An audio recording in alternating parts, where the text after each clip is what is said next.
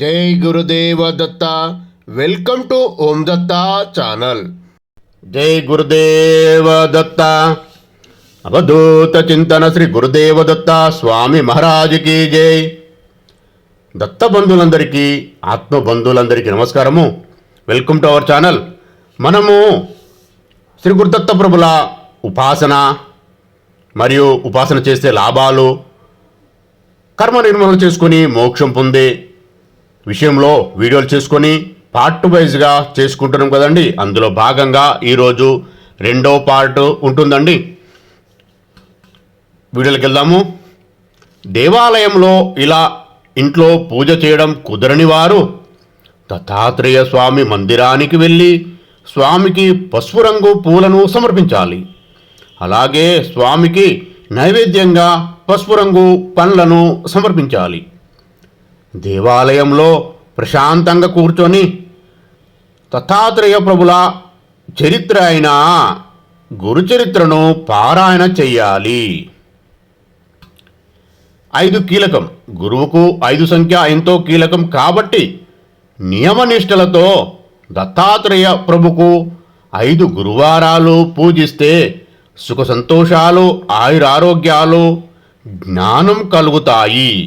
ఇది దత్తప్రభు చెప్పిన మాట. మార్గశీర్షం పౌర్ణిమ శ్రీ దత్త జయంతి అని సాధక లోకమంతా విశ్వాసించే విషయం. సప్త ఋషులలో ఒకడు అత్రి మహాముని. ఆయన భార్య అనసూయాదేవి. వారికి త్రిమూర్తుల అంశతో పుట్టిన వారిలో రుద్రాంశతో పుట్టినవాడు దుర్వాస మహాముని. బ్రహ్మాంశన పుట్టినవాడు చంద్రుడు. శ్రీ మహావిష్ణువు అంశతో పుట్టిన తనయుడు శ్రీదత్తుడు. అత్రికుమారుడు కనుక ఆత్రేయుడు అయ్యాడు. ఇలా ఈ యోగి వరేణ్యుడు దత్తాత్రేయుడిగా లోక ప్రసిద్ధి పొందాడు. సమస్త వేద యోగ విద్యలకు ఆదినాథుడు శ్రీ దత్తప్రభు. సాక్షాత్తు సుదర్శన చక్ర అవతారమూర్తి అయిన కార్తవీర్యార్జునికి యోగ గురువు ఈయనే. దత్తాత్రేయ ప్రభులు బోధించిన మహాయోగము, మంత్రయోగము, లయాయోగము, హఠయోగము, రాజయోగము అనే 4 యోగాల కలయిక. మంత్రయోగం ద్వారా ఇంద్రియాలపై, మనసుపై, బుద్ధిపై, అహంకారంపై పట్టును సాధించవచ్చు. ఇందులో కొంత మనం తెలుసుకునే విషయం మహాయోగ రహస్యం. శ్రీ దత్తాత్రేయ మహాయోగ రహస్యం. మార్గశీర్ష పౌర్ణిమ శ్రీ దత్త జయంతి అని సాధక లోకమంతా విశ్వాసించే విషయం. సప్త ఋషులు కూడా అంగీకరించే విషయం.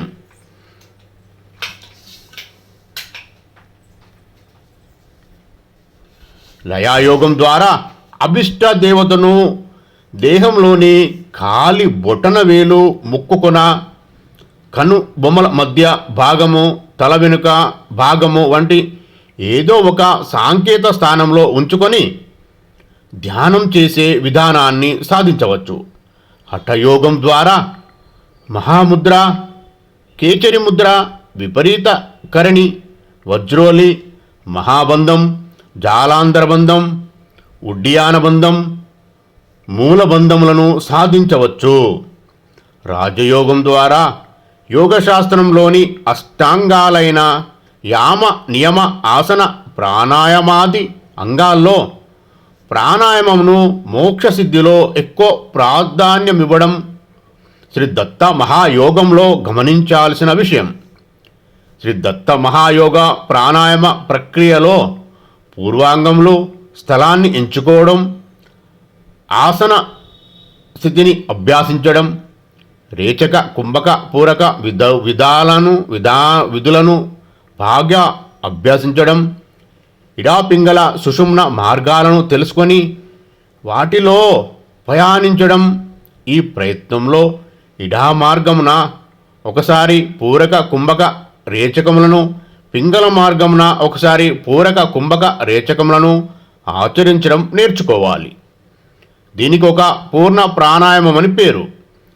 ఆ పైన ఆరంభ అవస్థ, ఘటావస్థ, పరిచయ అవస్థ, నిష్పత్తి అవస్థ అను 4 ప్రధానమైన అవస్థల గురించి తెలుసుకోవాలి. ప్రారంభ దశలో ఉదయం, మధ్యాహ్నం, సాయంకాలం, అర్ధరాత్రి వేళల్లో 20 చొప్పున మొత్తం 80 పూర్ణ ప్రాణాయామాలు చేయాలి. ఈ ప్రక్రియలో ప్రాణాపాన వాయువులను ఊర్ధ్వ మార్గంలో ఏకమయ్యేట్లు చేయాలి. ఆ పైన యోగ సాధకుడు ఘటనావస్థలో కేవల కుంభకం ద్వారా సాధన చేయగలడు. ఈ స్థితిలో వచ్చే ప్రలోభాలకు లోను కారాదు. ఓంకారాన్ని ఉచ్చస్వరంతో ఉచ్చరిస్తుండాలి. ఆ పైన పరిచయావస్థలో మూలాధార, స్వాదిష్టాన, మణిపూర, అనాహత, విశుద్ధి, ఆజ్ఞ చక్ర స్థానాల సందులలో క్రమంగా పంచభూత ధారణ చేయాలి. ఆపై తుర్యావస్థ అయిన నివృత్తి అవస్థలో ప్రాణవాయువు మూలాధారం నుంచి సుషుమ్న మార్గంలో సహస్రారానికి చేరుకుంటుంది. అక్కడ అమృతోద్భావం జరిగి యోగి మృత్యువును సైతం శాసించగలడు. ఈ స్థితిలోనే జీవాత్మను పరమాత్మయందు లీనం చేసి యోగి కైవల్యాన్ని పొందగలడు. ఈ ప్రక్రియలో 24 మంది గురువులు సాధకునికి సహకరిస్తారట. ఈ విధమైన ఎన్నెన్నో రహస్యాలతో కూడిన శ్రీ దత్త మహాయోగం మనము కొంతలో కొంత తెలుసుకున్నాం ఈ వీడియోలో. ఇంకా మనము ఈ దత్త మహాయోగము గురించి ప్రశాంతంగా అర్థం చేసుకొని తెలిసిన వారి ద్వారా గురువు సమక్షంలో చేసుకోవాలి. లేదు గురువు లేరు అన్నప్పుడు ఆ తండ్రినే శ్రీ గురుదత్త ప్రభులనే గురువుగా భావించి వారిని శరణాగతి పొంది కూడా మన ప్రయత్నం మనం చేయవచ్చు. అలాగే అది కూడా సాధ్యం కానివారు ఇంకా ముందు వచ్చే వీడియోస్ మీరు చూడవచ్చు. మోక్ష సాధనలో ఎలా ఉంటుంది అనేది. ముందుగా ప్రతి సాధకుడు మన జన్మ సార్థకత చేసుకోవాలంటే చేయవలసిన విషయాలు పూజలు ముందు మనము వీడియోస్లో మాట్లాడుకున్నాం. పూజలు చేయాలి, పారాయణాలు చేయాలి, స్తోత్రాలు చేయాలి, సత్సంగత్యము చేస్తూ జ్ఞాన సముపార్జన చేసుకోవాలి. అలాగే ఆ తండ్రి ఆశీర్వాదంతో మీకు నచ్చిన లేదా మీ గురువు ఎవరైనా ఉంటే వారి ద్వారా తీసుకున్న మంత్రము జపం చేయాలి రెగ్యులర్గా ఒకే సమయంలో. ఆ తర్వాత కూడా ఇంకా మీకు శాంతి లేదా మార్గదర్శకత్వం లభించినప్పుడు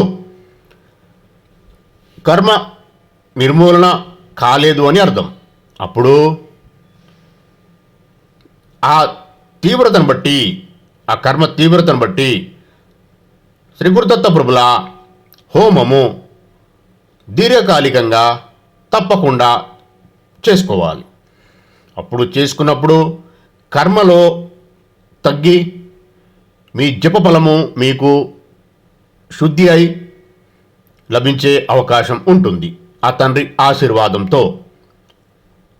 ఆ తర్వాత దత్తయోగము, ఈ మహాయోగము ఇవన్నీ చేసేవారు సంతోషం.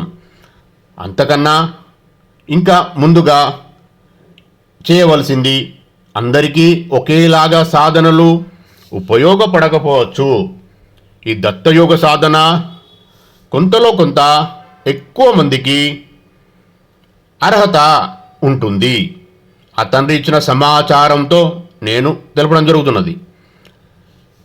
ముందుగా ఇంతకుముందు చెప్పిన విషయాలు, సాధనలు అన్నీ చేసిన వారు దత్తయోగ సాధన చెయ్యాలి. అది ఎలా చెయ్యాలి, దానికి పద్ధతులు, అది నిలకడగా ఉండే కొరకు అంటే అది కొనసాగింపుగా ఆ దత్తయోగ సాధన ముందుకు నడిచే కొరకు ఏం చేయాలి అనేది మనం ముందు వచ్చే వీడియోలలో తెలుసుకుందాం. అంతకన్నా ముందు మీరు చేయవలసింది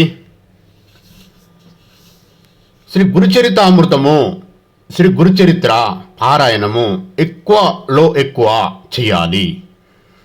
అంటే గురుచరిత్ర చెయ్యాలి పారాయణము అనే విషయం కూడా నిగూఢమైన రహస్యమే. గురుచరిత్ర పారాయణం చెయ్యాలి అన్నా అని మీకు అనిపించినా కూడా దానికి ఆ తండ్రి శ్రీ పూర్ణ పరబ్రహ్మ పరమాత్మ అయిన శ్రీ గురుదత్త ప్రభుల ఆశీర్వాదము, పర్మిషన్ కంపల్సరీ కావాలి. అది కూడా ఉపదేశం లాగానే అర్థం. ఉపదేశం తీసుకొని శ్రీ గురుచరితామృతము పారాయణము చేయవలసి ఉంటుంది.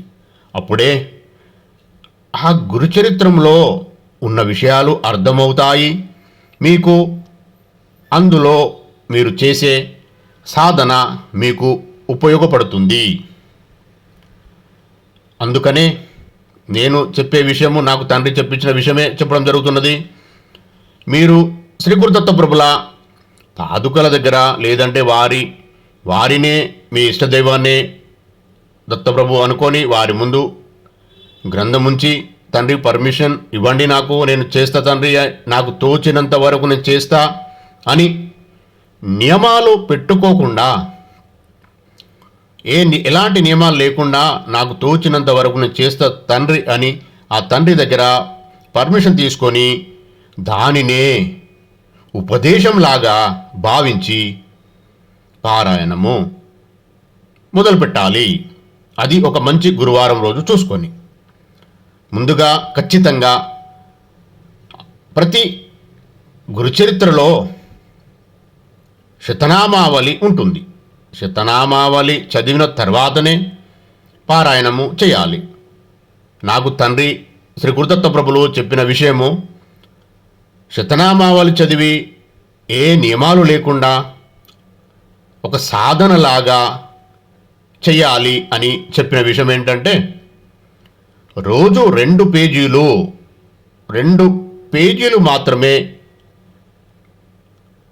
ఆ తండ్రి ఆశీర్వాదం కోసము దత్తప్రభుల దృష్టి మీ పైన వచ్చే కొరకు రోజు 2 పేజీలు చదవాలి. ఆ తండ్రి చెప్పించిన విషయం ఇది. దానికి కూడా నియమాలు లేకుండా, నేను రెగ్యులర్గా చేస్తా అని ఎలాంటి నియమాలు పెట్టుకోకుండా, నేను తండ్రి నాకు తోచినప్పుడు నేను చేస్తూ ఉంటా, ఎక్కడైనా తప్పులు జరిగినా దత్తప్రభు మీరే గురువై నాకు మార్గదర్శకం చేయండి తండ్రి అని వారిని ప్రాధేయపడుతూ వారినే గురువుగా భావించి, గురువు ఉపదేశం లేనివారు, గురువు లేని వారి గురించిన విషయం ఇది. ఉపదేశం లేనివారు, గురువు లేనివారు శ్రీ గురుదత్త ప్రభులోనే గురువుగా భావించి ఆ తండ్రిని వేడుకుంటూ వారికి సర్వస్య శరణాగతి, సంపూర్ణ శరణాగతి సమర్పించి రోజు 2 పేజీలు పారాయణం చేస్తూ ఉంటే అది కూడా ఒక సాధనలాగా ముందుకు వెళ్తుంది. అప్పుడు కొంతలో కొంత ఆ తండ్రి లేదా మీకే తోచినప్పుడు మంత్ర జపం కూడా ఉపదేశము ఆ తండ్రి దగ్గర, అది మీకు ఇష్టమైన మంత్రము రాసి దత్తప్రభు దగ్గర వారి పాదుకల దగ్గర పెట్టి ప్రశాంతంగా వారికి సమర్పణ భావంతో పర్మిషన్ తీసుకొని ఆ మంత్రం కూడా జపం చేసుకోవచ్చు. అక్కడి వరకు మీరు వెళ్ళినారంటే మీరు ధన్యులు అని అర్థము. మీరు ముందుకు వెళ్తూ ఉంటే అప్పుడు కూడా పని కానివారు, మీకు ఇంకా శక్తి కావాలనుకునేవారు, మీరు శుద్ధి కావాలనుకునేవారు, దత్తయోగ సాధన వరకు వెళ్ళాలని అనుకునేవారు ఖచ్చితంగా దత్తహోమం చేసుకొని శుద్ధి చేసుకొని దత్తయోగ సాధనకు వచ్చి కూర్చున్నప్పుడు మీరు పర్మనెంట్గా ఆ తండ్రికి కనెక్ట్ అయి మీరు కాస్మిక్ ఎనర్జీని రిసీవ్ చేసుకోవడము, స్వీకరించడం మొదలవుతుంది. మీరు ఎంత ధన్యులంటే ముందుగా మీరు శ్రీ గురుచరితామృతం గురించి తెలుసుకొని శ్రీ గురుచరిత్ర మీ చేతిలోకి వచ్చింది అంటే మీరు అప్పుడే ధన్యులు అని అర్థము. ఎన్నో జన్మల పుణ్యఫలం ఉంటేనే శ్రీ గురుచరితామృతం గురించి తెలుసుకుంటారు. అలాగే శ్రీ గురుచరిత్ర పారాయణం చేయాలి అనే ఆలోచన ఉంటుంది. ఇది సత్యమైన విషయము. తండ్రి చెప్పించిన విషయము నేను మీకు తెలపడం జరిగింది. ఈ వీడియోలో ఇంతే అండి. మళ్ళొచ్చే వీడియోలో కలుసుకుందాం. ఆ తండ్రి చెప్పే విషయాలు మనం మళ్ళీ ఇంకా ఉపాసన మార్గాలు, కర్మ నిర్మూలన మరియు మోక్ష సాధన కొరకు ఇంకా ఆ తండ్రి చెప్పించే విషయాలన్నీ నేను వీడియోస్ రూపకంగా తెలపడం జరుగుతుంది. అయితే ఏ సాధన ఎవరికి ఉపయోగపడుతుందో మనకు తెలియదు కనుక ఆ తండ్రికి అన్నీ తెలుసు కాబట్టి ఆయన చేయమని చెప్పడం జరిగింది. మనం వీడియోస్ చేసుకోవడం జరుగుతున్నది. ఈరోజు ఇంతే అండి. సర్వం శ్రీ పూర్ణ పరబ్రహ్మ పరమాత్మ అయిన శ్రీ గురుదత్త ప్రభులకు కోటి కోటి సాష్టాంగ దండ ప్రమాణాలు, కోటి కోటి కృతజ్ఞతలు. ఇంత మంచి వీడియో చేసుకుని అదృష్టం కలిగించినందుకు శ్రీ పూర్ణ పరబ్రహ్మ పరమాత్మ అయిన శ్రీ గురుదత్త ప్రభులకు ధన్యవాదాలు. దత్తార్పణం. జై గురుదేవ దత్త. ఈ వీడియో గనుక మీకు నచ్చినట్లయితే లైక్ చేయండి, షేర్ చేయండి, సబ్స్క్రైబ్ చేయండి. దత్తబంధులందరికీ చేరేలా చూడండి. దత్తార్పణం.